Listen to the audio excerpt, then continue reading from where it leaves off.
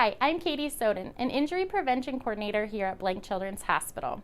January is Radon Awareness Month. Over 70% of homes in Iowa have elevated levels of radon in their home. Radon is a colorless, odorless, and tasteless gas that occurs naturally and is the second leading cause of lung cancer. The only way to know if your home has high levels of radon is to complete a test.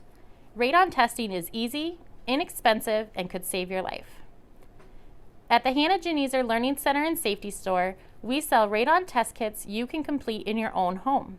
The test is simple and comes with easy-to-understand step-by-step instructions.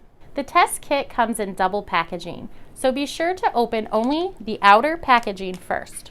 We recommend reading through the instructions before opening the inner package. Otherwise, you'll begin exposing the test. The test will need to be completed between 3 and 7 days. You may want to consider weekend postal services when you are timing your test days. When you're ready to start your test, be sure to document your serial number.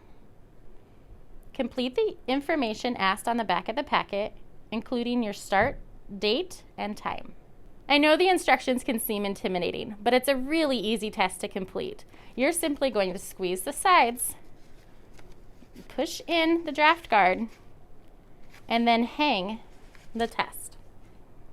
We recommend testing in the lowest livable level of your home while avoiding areas with humidity, such as bathrooms, kitchens, laundry rooms, and damp basements.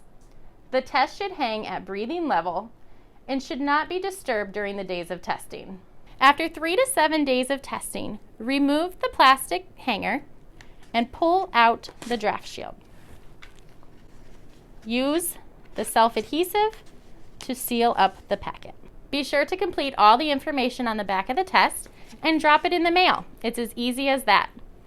You can stop into the Hannah Geneser Learning Center and Safety Store located at Iowa Methodist Medical Center and pick up a radon kit today.